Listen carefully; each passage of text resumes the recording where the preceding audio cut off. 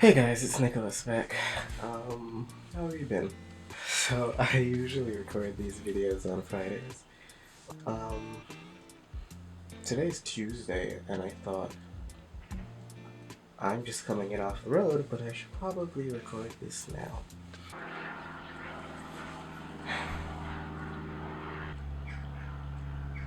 These videos are supposed to help me in expressing all of the stuff that I think but don't necessarily write in music.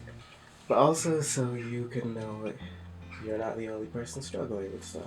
So, last night I was finishing a song, doing the finishing touches on a song, which for me was recording vocals. And I know I can sing. It's something that I'm a little bit not used to, but I know I can do it. I know it's something that I have the skill for and the capability to do. So I was recording this video and freaking out. So I recorded 3 audio tracks, right? All of the words was as perfect as I was trying to be on the lyrics with the timing and everything else. But then as I was trying to record it, I realized that I was kind of a little bit wobbly on some of the words.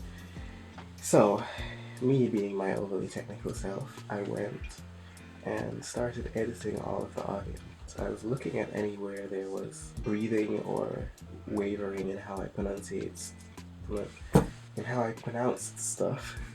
And I was editing out anywhere where I was breathing heavily into the mic or was kind of sloppy on how I was pronouncing things. So I was squeezing some of the words to fit into the space that they needed to be and editing away breaths and doing all of that. Which is good. It's something that I learned in the editing course I'm doing for audio. One of the editing teachers said that. But then I was doing that and I got way too carried away and I spent about an hour and a half with a magnify tool going and editing out all of those things. And when I went and checked the recording, when I played it from start to finish, after I finished all of that great work that I thought was amazing, I sounded terrible. I sounded worse than like a vocoder thing. And it was really, really bad, like super bad. And I realized in my trying to make it as perfect as I possibly could for my voice, I was editing out some of the human. I was like, you get cut, you get cut, you get cut, all y'all get cut. I just want the words that I'm pronunciating. That's just gonna be how I pronounce it from now. Saying, okay, I'm going to take out any place I was breathing, any imperfection, anything that I wasn't happy about looking at the waveform.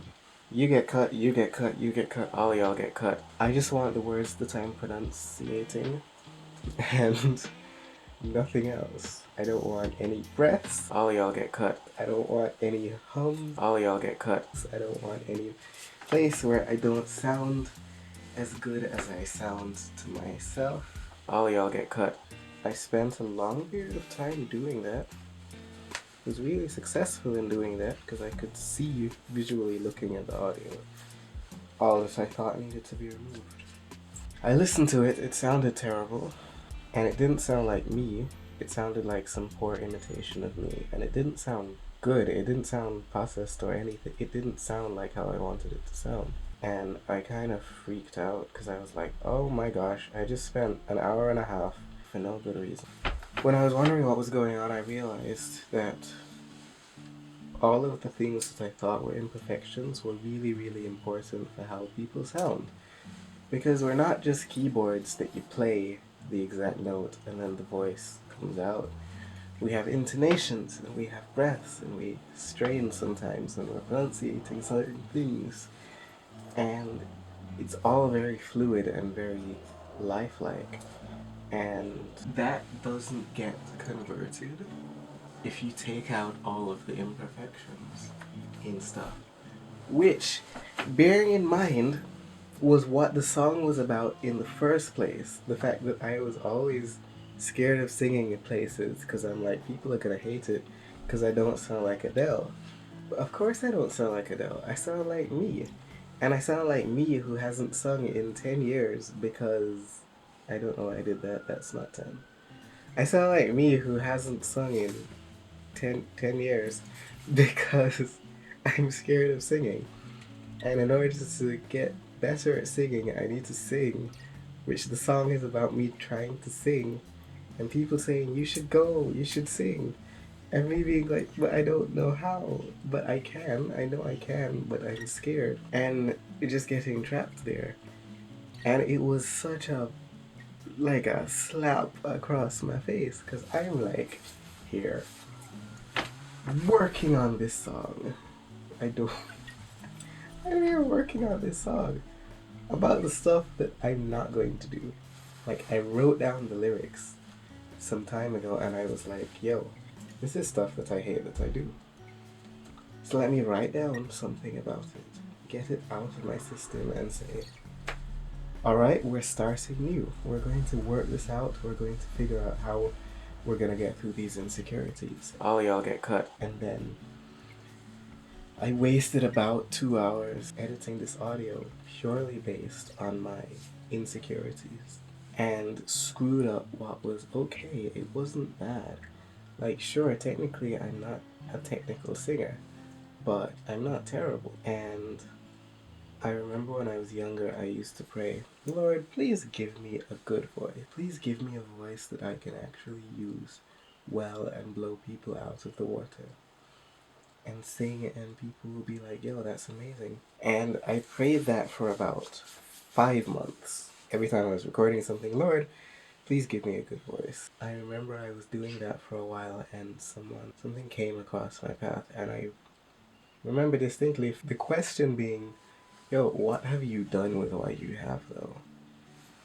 You want this amazing voice, you want this amazing body, you want this amazing personality, you want this amazing life. You want all these amazing things. But what have you done with what you actually have? What's in your hands? There is a place in the Bible where the Lord says to Moses, take the stick in your hand. It was a piece of bush. The man did walk around with a piece of bush, and that was what became his tool that was turning him into an amazing magician. So I have a guitar pedal, right? And I have a guitar. And I have a voice that people say, yo, you sound really nice when you're talking. And you sound pretty good when you're singing as well. But I'm always scared to use what I have because I'm like, maybe it's not good enough. And now I'm kind of pissed because I'm like, alright, Nick, maybe it's not good enough. Well, it's all I have, so I'm gonna have to do something with it. So I had to have a talk with myself last night, and I was thinking, like, when I finished all of that, I was like, yo, I can't do this, I'm just gonna go to sleep. Because it was about 3 in the morning. And I had to tell myself, no, you spent 2 and something hours working on this piece. Today, you spent an hour and a half screwing it up. You might as well spend another hour getting it right, and not getting it perfect, but getting it right.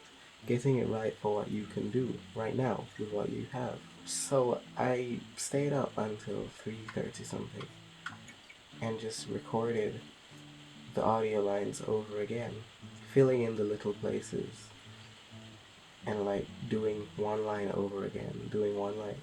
And then I went back and I took the first demo, like, I just want to have the lyrics recorded, type recording that I did, and I sung over that. And that sounded better than the piece that I had taken and chopped to Kingdom Come. Still not Adele, bear in mind, but I mean, honestly, I don't think I could pull off her style, so. But I say all that to say, it's the same thing that I've been saying, and the same thing that this entire project is based on, and the same things I think my life's work for right now should be based on. And saying, yo, if you look at what you don't have, you'll see an infinity of things that you could do better, could be better at, and you'll see a different person. But if you look at who you are, you'll see some strengths, and you'll see some weaknesses. And you can work through the strengths, and you can work on the weaknesses. And the outcome that you get from that will be a lot more rewarding and will help a lot more people than trying to get everything perfect. I watched Britain's Got Talent, the finals last night. I watched the finals. I watched the finals. See, there, I'm doing it again. I watched the finals of Britain's Got Talent last night, and there were these two guys whose story was that they met during COVID. Two British young guys met during COVID. Started doing raps. They play and sing and rap. One guy plays the piano, other guy raps. The first time they met in person, they had been talking online and working on music. The first time they met in person was at the first audition that they did at Britain's Got Talent. And if I remember correctly, they got the golden buzzer from one of the judges because it was so impactful that these two people who hadn't known each other personally could come together and make amazing music. Not because it was perfect, but because they had the passion and they had some good level of skill. They got the golden buzzer, they went through the semifinals, and they were at the finals. And when it was time for them to perform at the finals of Britain's Got Talent with £250,000, under that pressure, the guy that was rapping messed up, not once, but twice. He slipped on his lyrics, and because of that, he paused. So the piano kept on going, but he paused. And this man is there standing on top of the piano with his showbiz outfit on, looking like a full fool because he's there messing up. And I felt it for him. And then he finished the performance. They both finished. The man was bawling, and I felt it for him. But they finished the performance, that's one. They didn't win, but they finished. They probably wouldn't have won either way. But I was almost happy for them because, one, it's going to motivate the rapper to go harder for what he wants. And on top of the talent he has to grind out those 10,000 hours that people talk about, to put in so much time that making mistakes, it won't go away, but it will become less noticeable. But then also, if he can come back from the mistakes that he made, that would be amazing. What was amazing to see was that they went through and finished what they were doing. As broken as it was, they just put it out there and it was done. And that brokenness that they put out there, that incompletion, was not the end of their story. It's the start of their story. They came through it, finals of Britain's Got Talent, and they're now a performing duo. Like, they're a thing. And probably even more of a thing because of their mess up. So, I don't remember the names of any of the contestants, but I remember these two guys who messed up but kept on going more than I remember the winner. And I think that's saying something. In everything that I say and what I'm learning about myself, I think the important thing is you're going to mess up. You're not going to be perfect. But like, being perfect ain't that much fun to begin with. If you can mess up and keep going, if you're not perfect but you keep going, the result is going to be 10 times better than what you would have gotten if you were just perfect. Because you can be perfect and unnoticed, perfect and unappreciated, or you can be yourself. You can try to be perfect, I should say. I don't think anyone's fully perfect. And God knows I ain't. But you can really, really mess up and do really poorly from what you would think. But that's better for you in some cases. I'm sure those two guys are going to come out really good. And this was an important lesson that I learned. In trying to be perfect, I screwed up what was pretty good by itself.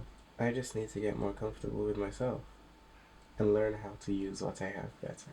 And in doing that, I'll win. Regardless of whether I win, like, accolades or whatever else. You know, right now all I want is a sandwich and a hug. But do what you can, do what you have. Go for it. That's it. Pretty much it. You're not perfect. You'll never be perfect. Anybody that says that they're perfect, is probably doing cocaine. Yeah, probably doing cocaine. I need to not do cocaine, do other stuff. Oh, before I forget, music down in the description. I put out 2 songs a week, usually on Wednesdays and Fridays, and these videos are out on Fridays every week.